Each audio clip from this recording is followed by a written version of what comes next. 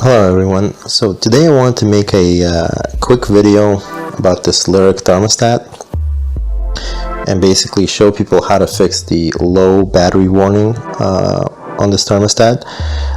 So some people are experiencing this bug where the thermostat will continue to tell you that the battery is low even if you put a brand new recommended battery like this one, the lithium ion.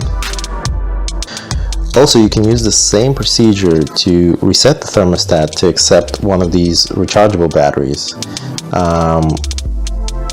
So you can use a rechargeable battery in the thermostat without having it warn you constantly that the battery is low.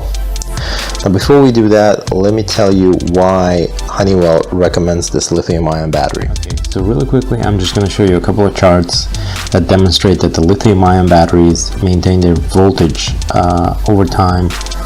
As opposed to the standard alkaline batteries, they start losing their voltage almost immediately after you put them into the device. Yeah, as you can see in this chart, the alkaline is in red and the blue is the lithium ion.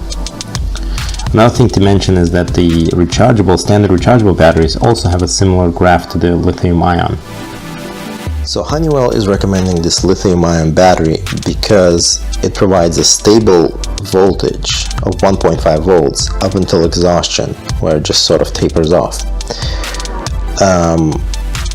That's the main reason. Alkaline batteries will start dropping voltage almost right away after you put them into the device.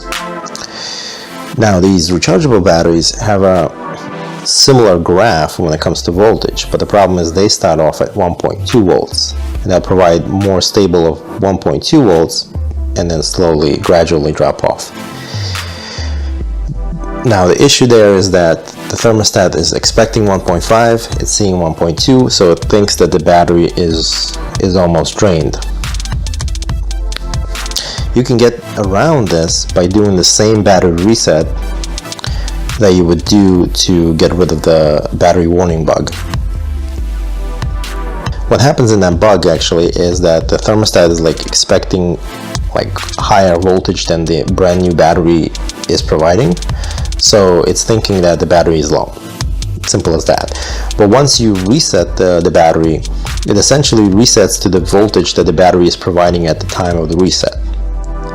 So for example, if we put a brand new battery like this, it's going to give you 1.5, maybe a little over, and the thermostat will baseline to that 1.5 volts, and it will monitor for the voltage drop from that point to a certain percentage. You can do the same thing with this rechargeable 1.2 volt. Now that's not ideal in a sense because the thermostat is designed to work at 1.5 volts. It probably will perform better. Things like Wi-Fi, Wi-Fi module does require a lot of power. So your Wi-Fi might work better with a 1.5 volt battery. Now a better way to go would be to get one of these lithium-ion rechargeable batteries. So the benefit here is you'll get the same stable 1.5 volts as you would out of this one, but obviously you can recharge this. The way you would recharge this is using this little micro USB port. It also has a little light, which I don't think you can see here, but the light lights up when you are charging the battery and it'll shut off when it's fully charged. There are a couple of things that you should be careful about with this battery is that you can't put this in a regular battery charger like you would with this one. You have to charge it through the micro USB port. And also the second thing is that you shouldn't use these batteries in critical equipment like smoke detectors or anything else that depends on the battery voltage to warn you. So in the smoke detector, when the battery voltage drops below a certain threshold, it will warn you and say that the battery is low, just like this thermostat does. The problem with this battery is that it doesn't give you a chance to do that. It will provide the 1.5 volts and then suddenly shut off, because there's a little microcontroller in there that protects the battery. Essentially, when the battery gets low, it will just turn off. So it's okay for an application like this, but you shouldn't use this in anything that anybody's life might depend on.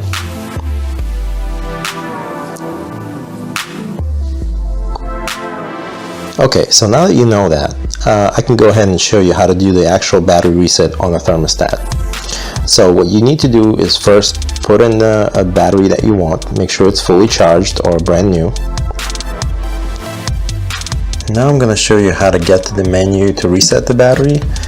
And also, before we even do the reset, I want to show you how you can check what the battery level is. So first, press the cloud icon for about 5 seconds. You're going to get this menu. Before you go into setup, you need to go to device details, press OK. You're going to see a date code. Just write down or remember that code. And then go to setup, go to contractor, and then enter the date code here as the password. Okay, now that you have that entered, you'll see this contractor menu. So the first option is to do a system test, which is going to let you do a test of different parts of the system like heating, cooling, and fan. I'm not going to do that. The next part is the power supply. This will show you the battery status, the voltage, as well as the type of system you have, whether or not you're using the external power. So as you can see, this battery is putting out 1.5 volts if there's no load, and there's a current reading there. Now what I'm going to do is I'm going to switch this 1.5 lithium-ion battery and put in a regular rechargeable battery in there, and we'll see what happens to this battery percentage. Okay, so I'm back in the contractor menu and I have the rechargeable battery in there, the regular 1.2 volt rechargeable. Let's see what it shows us for the battery status. So the battery status is 96% now, and it's 1.2 volts, 1.3 max.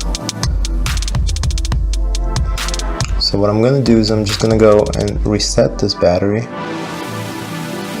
and it should baseline to this current rechargeable battery.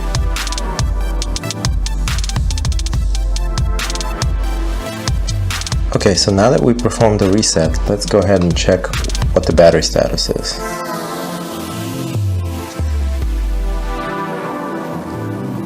Alright, so hopefully this video was useful. If you have any questions or comments, leave them in the comment section. I'm going to try to link the rechargeable batteries I use in the description of the video, and I'll see you next time.